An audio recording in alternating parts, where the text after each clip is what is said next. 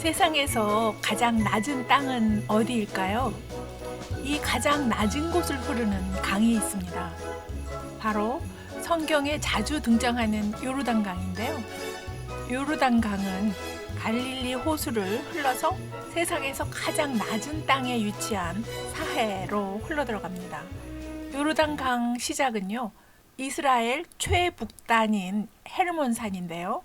헤르몬산 정상은 시리아와 레바논 국경에 걸쳐 있고요. 해발 고도가 2,800m가 넘어서요. 연중 눈이 쌓이게 되는데요. 이 만년설이 녹아내리는 곳에서부터 요르단 강물의 원천이 되는 거죠.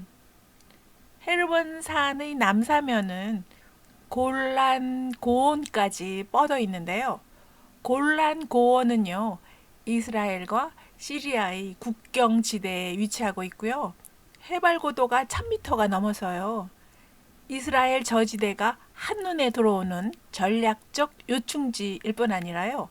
수자원 확보를 위해서 중요한 장소라는 건 아주 잘 알려져 있죠. 골란고원은 화산 현무암 지대인데요. 면적이 우리나라 제주도 넓이만 합니다. 이곳은 이스라엘 남부지방과는 달리요.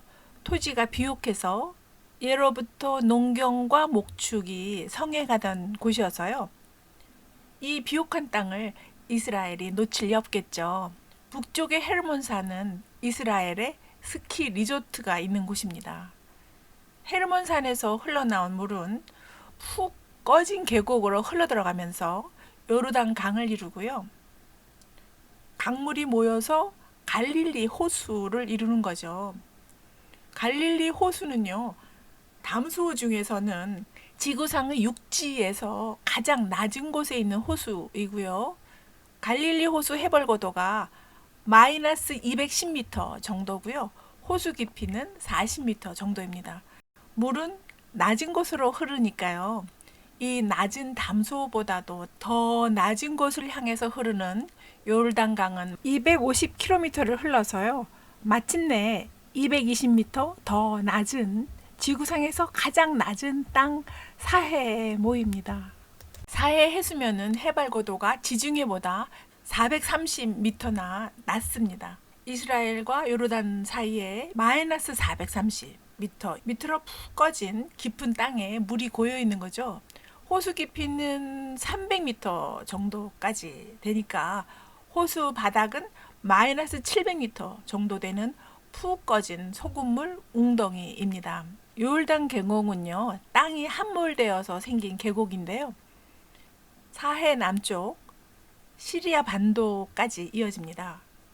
아라비아판이 아프리카 지각판에서 찢어져서 쪼개진 건 수천만 년 전이었는데요.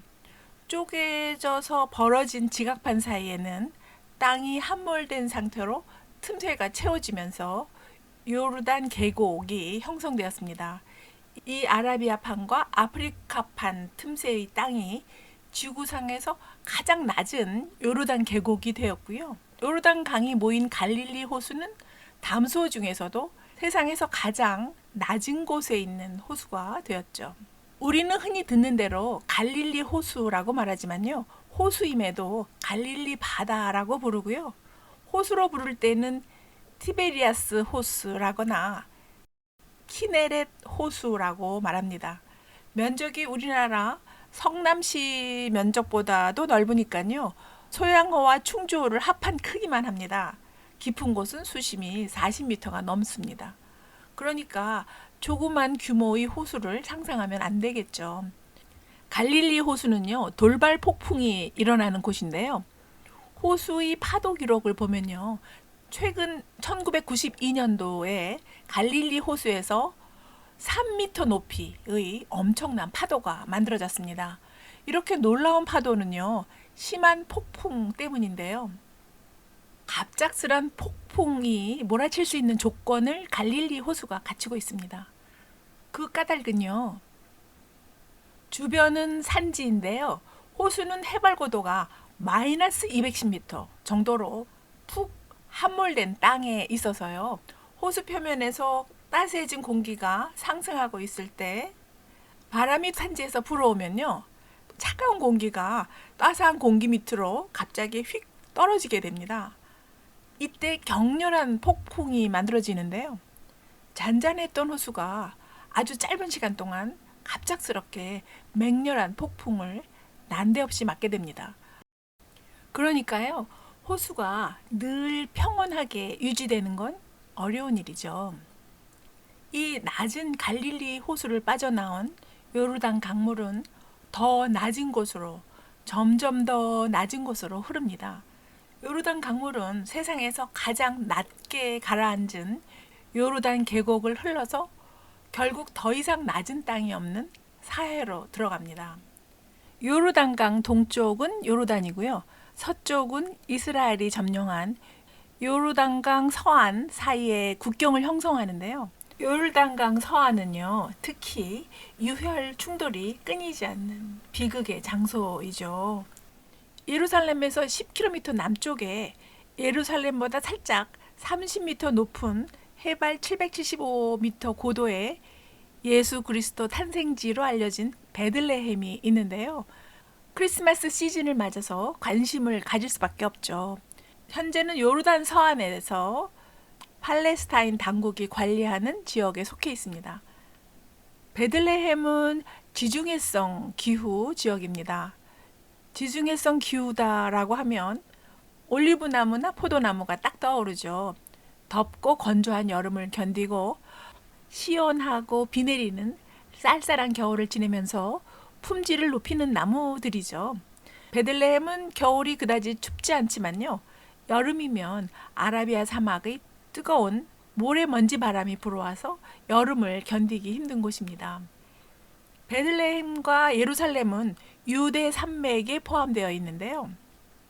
유대 산맥의 북쪽은 사마리아 언덕을 이루고요. 남쪽은 유대 산지를 이룹니다. 유대 산지의 북쪽 부분은 예루살렘 언덕이고요. 남쪽에는 헤브론 언덕이 있습니다. 요르단 서안에서 동예루살렘에 이어서 두 번째로 큰 도시가 바로 헤브론인데요. 해발 930m 고지에 위치한 헤브론은 가나안으로 이주한 아브라함이 초기에 정착한 장소로 알려져 있고요. 유대교와 이슬람교의 3대 시조인 아브라함, 야곱, 이삭의 무덤이 각각 그들의 아내 사라, 리브가, 레아와 마주하고 묻혔다는 막벨라 굴뿐 아니라요. 신구약의 다양한 역사가 헤브론에 있어서요. 유대교 성지이기도 하고 이슬람교 성지이기도 하니까요. 요르단 서안의 대표 도시이면서 이스라엘과 팔레스타인 분쟁 지역으로 꼽히고 있습니다. 동예루살렘, 베들레헴, 헤브론이 모두 웨스트뱅크에 있죠. 요르단강 서부 지역을 가나안이라고 말하는데요. 시나이 반도와 아나톨리아 사이에 있는 해안 지역까지입니다. 함몰된 요르단 계곡에서 서쪽 해안 지역까지인데요.